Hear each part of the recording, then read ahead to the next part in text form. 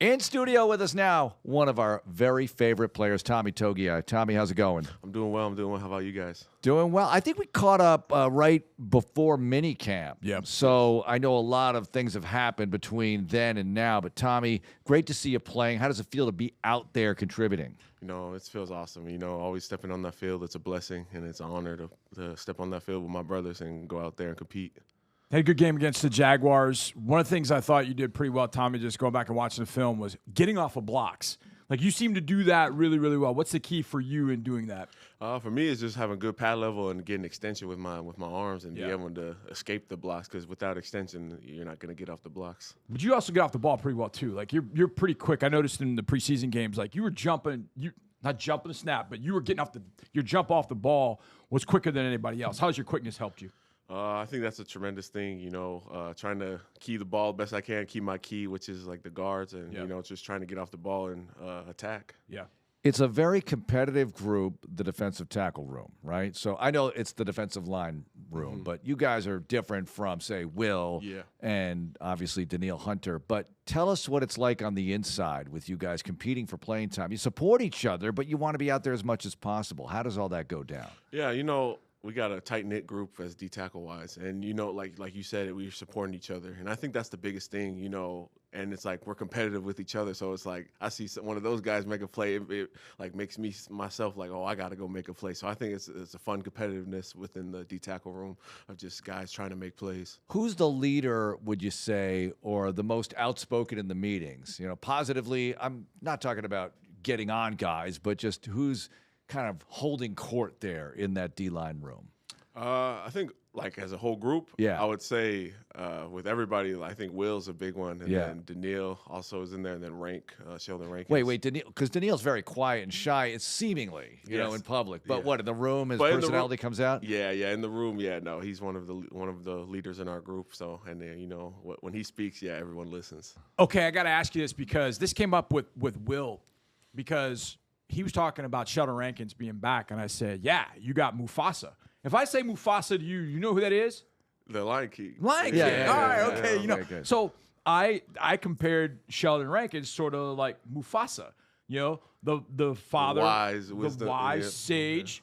Does that fit for Sheldon, and having him back is a good? I know he wasn't here when you've been here, but how does it feel with Sheldon in that room? Is he kind of the Mufasa of the group? No, he has been. And, like, even though, you know, when we're on the side, he's talking to me, when he's telling me, like, when I come off to the side after my reps in practice, you know, he's giving me pointers here and there. So, I would definitely say he's giving me, like, wisdom, put me on game and stuff like that, to what to look for and all that. Yeah, we had to school Will on who Mufasa was. What, he didn't know? No, he didn't know. He was like, what do you mean, Scar? I'm like, no, not Scar, Mufasa. Like, Penn, you got to go watch The Lion King, bro. If you're going to put on The Lion King, Tommy, would it be the live-action version or the old cartoon version? Old cartoon, for sure. Okay. Nice. All right. Old cartoon, for I sure. like that. I like that. Yes, an old soul at heart. I like it. On a more serious note, we have the Tennessee Titans coming in on Sunday. So tell us about the situation here, because I know everybody's frustrated. You want to get the victory.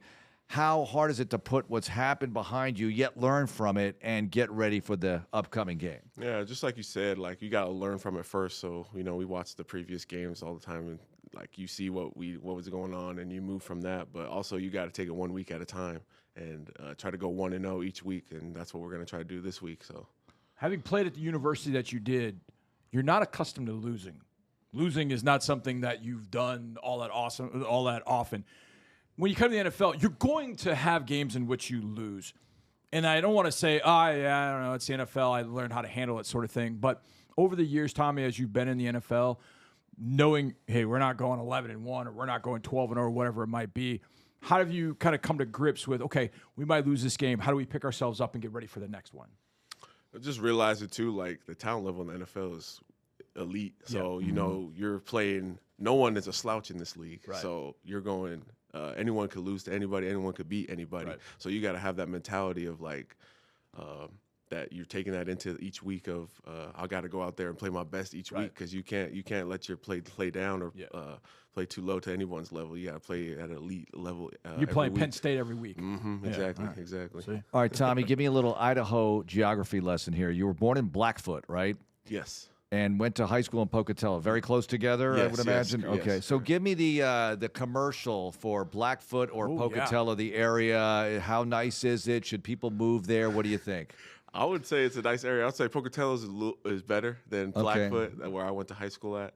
I think it's kind of, not many people know about it, but it's a very nice area, good people there, good food. And I mean, I think it's up and coming. I know there's not many people know about it, but I think it's a nice area. How far from Boise? I want to say like 3.5 hours. Oh, so it's that far away. Yeah, it's a little. So you got a big family support system there? Yes. So yeah, my brothers, my parents still live out there, and my sister, they're still out there. When did the Togiai settle in Blackfoot, Idaho? My mom and dad, they met in Hawaii. Okay. My mom went to BYU Hawaii out there. All right. My dad was living out there at the time, and then so my mom originally was already from Blackfoot, Idaho. Okay. So, All right. And then they See, Oh, I my see. dad follow you you, go yeah. to where mom is from. Yeah. All right, so Dad was from Hawaii. Well, but he's originally from Samoa. He was born in Samoa, but moved to Hawaii when he was like 17, 18. And then was living there, and then met my mom over there. Yeah. Have you been there much to visit and see the family roots and all of that? I have been a little bit in like Hawaii. Most of my dad's family is living in Utah. Have came over now, but some people still, his brothers have some in Hawaii as well. Not Very bad. nice. Not bad. I saw it. NFL Films Presents. It was on Frankie Luvu from Samoa, and it was amazing. I mean, his story was just incredible. So when you talked about Samoa, have you ever gone over there? He was talking about like it's not like a one-stop. No, it's like a 5-stop flight. No, just it to is. Get there. Yeah. No, I haven't been back. I haven't been back to Samoa yet. I've been to Hawaii a lot. Yeah. But because I don't have no family back in Samoa right now. Okay. But I want to go back. I want to go back with my dad so he can show me around and all When that. he was a little kid, that'd be awesome. Very cool. Well, in Idaho, they have winter. I know this, right? And here we barely have winter, but we definitely have summer, and it's still going on. We always ask guys about the weather during training camp. Oh, how hot is it and all that other stuff. What I think goes untold is September and October are no joke in Houston. We were out there practice, and it is steamy, and it's just as bad as training camp, maybe even worse in some ways. What is that like for you? You guys going through hard regular season practices, needing to get ready for games, and needing to be fresh on Sunday, but having to endure that heat during the week. I think we get accustomed to it a little bit during training camp. It's like when you build that, like acclimate to it. And then I think it gives us an edge, honestly, going into like when we play other places or people got to come here and play. I think it gives us an edge to our opponent because we're like we have these tough practices in this type of weather where, it's really hot in some areas. They don't get this type of heat, this humidity. So I think it's an edge for us to use. Okay. Give us a quick 30-second snapshot on your alma mater, Ohio State, number 1 in the country right now. What do you think? I mean, offensively, it looked pretty good. Defensively, they had a Matt Patricia from the Patriots and looked good in that game against Texas. What are your thoughts about the Buckeyes right now? I was actually at that game. I went to the game. Oh, did you go to the Texas game? Yeah, the Texas. Oh, nice. I was at the very first one. And how was the environment? It was awesome, man. Yeah. Those fans, they showed out. They always show out. And, they look good. Yeah, I think they're still figuring some things out on offense, with a new quarterback.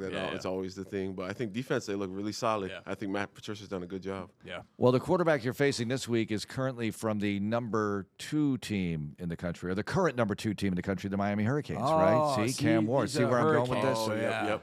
Tell us about facing the Titans offense. Cam Ward, you got Pollard running the football. What should we watch out for on Sunday? He's number 1 pick for a reason. He can always he's going to display that in any case. So we know we got to respect that and just keep rushing and always try to get home. And then in the run game, Pollard's a really good back, runs hard. We're going to have to tackle him and get him on the ground.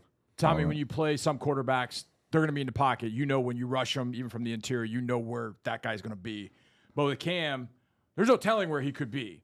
How tough does that make it for you when you're rushing to be that much more disciplined? Like, he's over here right now, but he might end up over here.